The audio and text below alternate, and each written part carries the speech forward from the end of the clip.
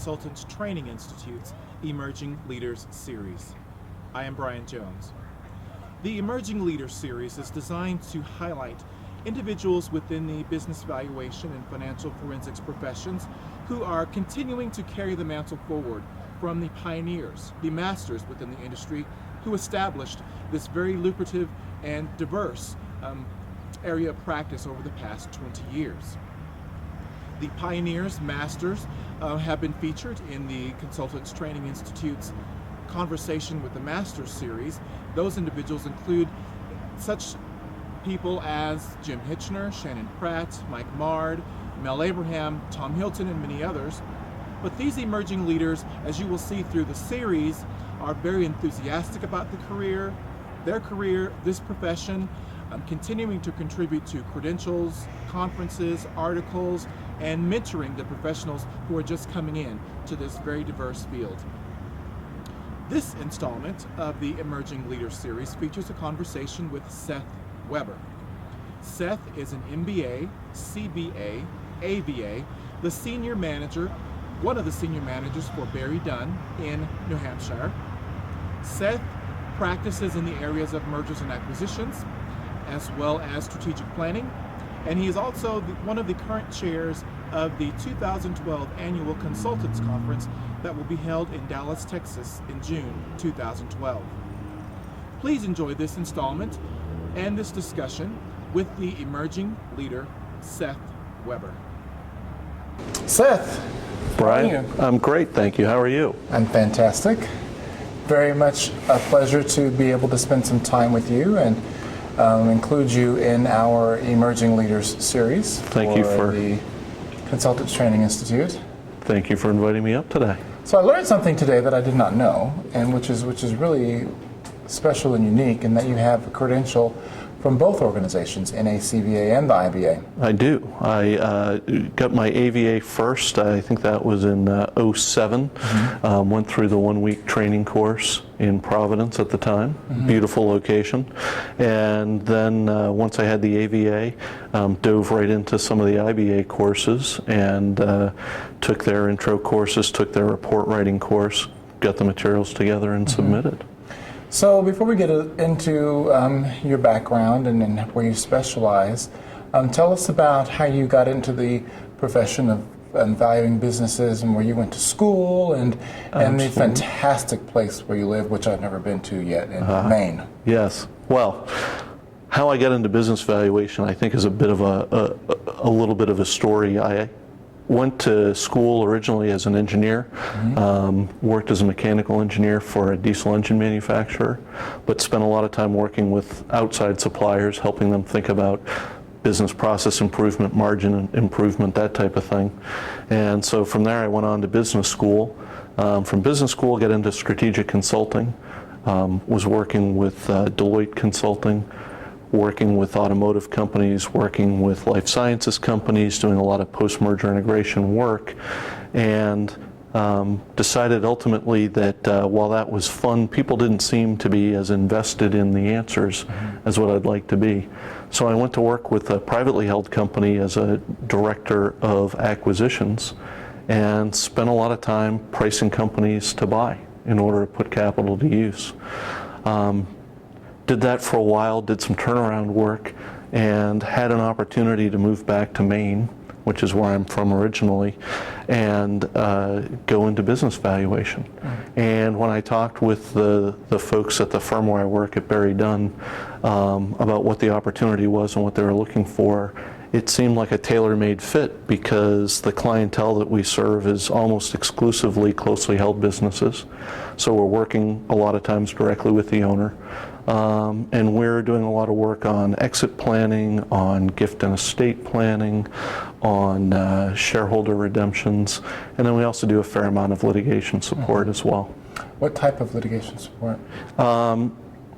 Complex commercial disputes, so economic damages, lost profits, but we also do a fair amount of divorce work because, again, Maine is predominantly populated with closely held companies, and so oftentimes if there's a divorce that's a significant size, there's a closely held business involved, and so somebody has to step in and help figure out what that business is worth. So someone who's looking possibly to get into matrimonial litigation support, there are obviously some unique valuation issues for matrimonial family matters. Very much so. Talk about some of those. Well, again, matrimonial law, I think, is an incredibly interesting area, very challenging. One of the benefits, if you like that type of work, is you're almost guaranteed that there's going to be an expert as credentialed or more credentialed on the other side who's going to be trying to take your work apart. So intellectually, it's a great challenge. Another challenge, though, is it is so variable state by state, and so you really have to be working with good lawyers who kind of understand the ins and outs of your state and can help guide you as to what works in your jurisdiction and what doesn't. That being said, one of the challenges we have in Maine is they do recognize this distinction between enterprise and personal goodwill.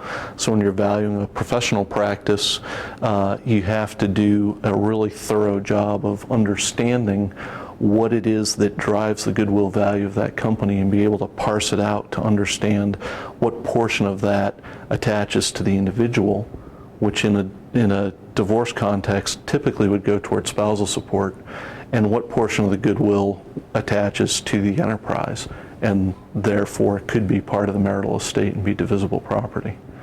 And you're typically testifying before a judge. You are, although Maine, like a lot of other jurisdictions, really tries to kick things out to a mediator. Okay. And so there are a number of cases that will settle before they ultimately get to a judge, which has its pros and cons. I mean, I think one of the things as people get into business valuation, they want to be deposed, they want to testify, they want to build up that resume. And the reality is not so much on the divorce side, but certainly on the commercial litigation side is, over 90% of cases settle. And so it takes a lot of projects and a lot of bites at the apple before you might actually get to testify. So you mentioned shareholder disputes as another area where you practice. What are some things that are unique in valuing those types of engagements? Shareholder disputes can be really tricky because, again, we see a lot of closely held companies, and so it's not only business matters that are involved, but family relationships. And so it's a little difficult sometimes, particularly when interviewing the parties involved, to try to separate out the facts from the convenient set of facts that they're trying to present. So one of the things I think that's important for people in our profession to work on is their interview skills, because you never want to make it incredibly obvious the exact piece of information that you're going after. It makes more sense to try to come at it a little bit obliquely, or maybe even try to ask the question a couple different ways so that you can reconcile the answers later. But one of the things that we often see in a shareholder dispute are how to handle normalizing adjustments. If there are claims that somebody's been overpaid or somebody's been misappropriating resources or that type of thing, how do you actually get to the truth of that matter, and what data sources can you find to either prove or disprove that some of these activities have been going on? We are credentialing a number of members within both organizations who have a varying degree of expertise and exposure to valuation and business appraisal. For those individuals coming into this profession, what would you recommend as probably one of the most important and critical things that they do initially in starting off in this area? Well, as we mentioned before, I actually have credentials from both IBA and NACVA, and I think one of the important things to do is to get in, take the foundational educational materials, and then get that credential as quickly as you can. Not so much from a perspective of that you feel rushed, but you want to have the information, and then you want to go through the the reports, the demonstration reports, while the information is fresh, as much to cement it in your own brain as anything else. And then we're here this week in San Diego at the conference. It presents an incredible opportunity for education. I think that as you get into this profession, you'll find that there is just a lot of information out there. There are a lot of educational opportunities, and it really would behoove any practitioner to take advantage of many of those as you can, so that you can build up your own knowledge base and feel comfortable practicing in the profession. Mm-hmm. What would you recognize right now in this economy, with it being very unstable for individuals personally and for businesses to try and stay afloat, that the appraiser or the evaluator can offer personally to individuals and then also to business owners as they're trying to navigate this difficult time? Sure. I think, that's an interesting area, Brian, because there are a lot of folks in our field that think more in terms of compliance activities, like just doing, estate and gift returns, that type of thing. I think one of the things about practicing in business valuation is it gives us incredible insight into people's companies, their organizations, where the strengths and weaknesses are. We do a fair amount of work in the mergers and acquisitions area, where we go in and perform work more on an oral report basis rather than a full report, because what we find to help business owners out is if we can go in, do some benchmarking, do a pretty thorough session with them to understand their forecasts and where that came from, where the sensitivity in their forecast lies. We can go out and do the market approach so that they can understand how the external world views their business. That can bring an incredible amount of value to a company president or CEO, whatever their title happens to be. The other piece of it, of course, is the industry research, so they can see what the overall trends in the industry are. My first career was as an engineer. I went on and got an MBA. I mean, I am a self-proclaimed information junkie.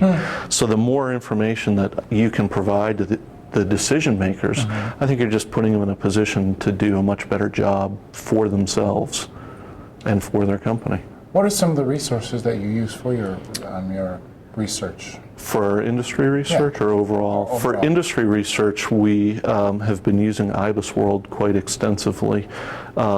I think they do a really nice job of capturing kind of what the current state is, and then what the kind of macroeconomic impacts are, and what the 5-year trends would be. We always try to get into the associations. Different industries all have different associations, most of which your companies will belong to, and so if they can provide information, that's always great. Sometimes you have to consider the source a little bit, because they tend to have more of an upward bias. For benchmarking, we recently switched over to use BizMiner, which I think is a great resource. It provides very granular level of detail. You can get in within an SIC code. Sometimes you can get it even a little bit more refined, so it matches up with your company better. We use the IBA market database. We use Pratt Stats. We use BizComps and mid-market comps. So we try to cast a fairly wide net. When we do a build-up, when we're looking at cost of equity, we're typically doing using both SPBI data and Duff & Phelps, and we've started to use some modified CAPM pricing as well, with the idea that, again, the more data, the better. Right. And one of the other things I guess I would offer to folks that are just starting out is, there are a lot of techniques out there that people say are new or cutting edge or may not be totally accepted in the community, but I wouldn't shut yourself off to them. I think the more of that people can read through, understand, and try to apply, or at least understand how they would apply it, that's better for everybody. So are there any current trends or topics that are going on right now in the industry that you would like to call attention to, or to address for those folks who are looking for resources right now? Sure. I think there are a number of debates and topics that are going on. One that we heard about this morning was, some interesting perspectives on discount for lack of marketability. And on any of the topics, I guess I'd encourage people to, read through the material, keep an open mind, and make their own decision. One thing that I think a lot of folks in the business valuation community had thought had been largely settled was an issue of whether or not to tax affect pass-through entities. There's been a lot of great research that's been done on this from Van Vliet and Traharn, and I know I'm forgetting some people, and then Nancy Fannin has the Fannin simplified value or simplified model or simplified approach. But all of those seem to recognize a basic fact, which is there is some economic benefit to being organized as a pass-through entity as opposed to as a C Corp. But recently here there was a joint conference between the ASA chapter in Los Angeles and the IRS, and the IRS's position was, well, the courts have said no, the IRS position is no, why are there any questions? And I think the reason there are questions is people have recognized that there's empirical evidence, there is an economic reason why pass-through entities ought to be tax affected. Our practice is to always tax affect pass-through entities. I don't see that changing anytime soon. And so it's one of those areas that sometimes there are court cases and sometimes you hear things and it says, geez, the facts are these. And rather than just stopping at the facts, I think as business valuation professionals, we owe it to ourselves to dig into the facts and circumstances of those cases and understand, does that really make sense, or might it have been more of an error of explaining what the position was to the trier of fact? There's a lot of technical issues to stay on top of. You're also involved, or tell us about your involvement within the IBA, some of the things that you're doing. Sure. Again, I'll put in a little bit of a plug, because earlier you'd asked what should people who are just coming into the profession think about doing, and I would say look for opportunities to get involved. When people are asking for volunteers, stand up, put your hand up, join a local chapter, because the mentorship network that's available inside of both organizations is it's just amazing. I can't imagine many other professions where you could pick up a phone and call some very established, very well-respected people in the industry and get a significant chunk of their time with no expectation of anything in return other than they've helped advance the profession. Right. So within the IBA, I've served as a course reviewer for the report writing course. I've helped out on the conference committee for a number of years now. And going forward, you and I will be seeing a lot more of each other, because I'll be the conference chair for next year's conference in Dallas. Yes, Dallas, Texas. June 2011, just a little plug. I'm sure it will be nice and cool. Yeah. And some of the other things, I've served as a mentor to a number of candidates who have been coming through looking to earn their CBA. And I'm sure there are things I'm leaving out. Right. But lots of good things, though. I mean, one of the core mottos of the IBA is to share the wealth. And I think as an organization, it's not just a catchy phrase. It's something that really follows through the curriculum, the mentoring, the peer review, the supporting those credentialed candidates to excellence in their path for professional growth. Absolutely, and the peer review process is phenomenal, because it is a very, well, it is a no-risk opportunity to have an experienced professional look at your best efforts in a demonstration report and tear it to shreds, and not tear it to shreds from a perspective of being mean-spirited at all, but being very constructive of, here's a loose thread that you left here, or here's where the narrative and the numbers don't quite match up. Have you thought about this? And that is great experience for anybody to have, because what I've heard and read and seen many times is the numbers ought to be about a third of the effort, and 2/3 of the report is really the story. Here's the story of the numbers. Here's where the numbers lead us, and this is the conclusion that makes sense. So you want to be thinking about, how do you tell that story? How do you look at a company and make sure that all of the intricacies of that company come across, and put that together in a nice tight package that has as few loose threads as possible? That's the goal. So Bangor, Maine? No, Portland, Maine. Portland, Maine. Yeah. Maine. What I know in my mind about Maine is my favorite Stephen King book, Dolores Claiborne. Yes. Probably not a good overall snapshot of what people would understand about Maine. But what is it like there? Did you grow up there? I did. I actually was very fortunate to grow up in the greater Portland area. It was fantastic. I lived on the coast, my whole life. Never thought location was important to me until I started trying to move away, and found that I always needed to be near a body of water. Seemed to have kind of an internal compass that lets me find the nearest body of water without any problem. But my professional career took me away for quite a while. Where did you go?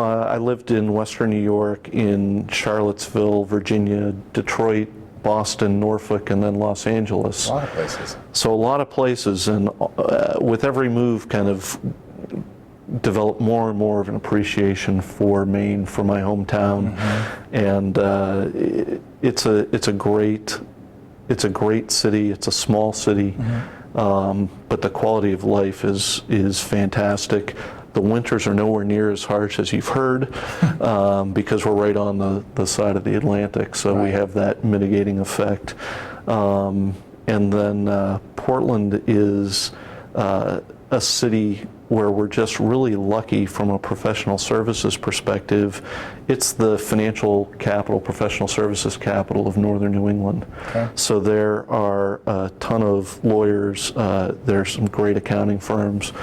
Barry Dunn, the firm I work for, obviously I have slightly biased toward, and a lot of money managers, stockbrokers, investment bankers, that type of thing, that have all been attracted there for quality of life. And so it's a small city that has a much deeper talent pool than we should have any right to expect. So we take advantage of that fact. No crazy ladies killing their husbands and digging them in a hole. Not that we know of. During an eclipse. Not that we can admit to on a videotape anyway. No, it's great. Our offices are right down near the waterfront, and so when I look out my window, I look right over Portland Harbor to the other side, to South Portland, and I live, 15, 20 minutes outside of the city. We're building a new house. My wife is from Pasadena originally, so I took her from one coast to the other. Or, I'm sorry, I said Pasadena. She's from Santa Monica. She's not from Pasadena. Gosh, I was living in Pasadena when we met. I was, and so we moved cross country in order to have a great environment to raise our kids. So we've got a 3-year-old and a 17-month-old, and it's just, we're getting started on the great ride of parenthood. So far, so good. Well, I saw your photographs, and please share them with us. We'd like to include them in this. That'd be great. Beautiful, beautiful kids. Thank you. Seth, thank you so much. We definitely appreciate the contributions you've made to the IBA, and also as we move forward with both organizations, it's really important, I think, that we recognize that there's opportunities, synergies that we can bring together and absolutely lots still accomplish as we propel the industry forward. So that's right, and we're lucky enough to be standing on the shoulders of some great giants. So anything we can do to help move the whole profession forward, it just seems to make sense. So let's do it. Great, thanks, Brien. Appreciate it. My pleasure. We hope that you enjoyed this conversation with the emerging leader, Seth Webber. Our next installment will feature a conversation with Peter Agrapides. And more recently, a lot of the case law that's been through the tax court has been more focused towards the attorneys, more focused towards actually how they plan and form these entities. See you next time.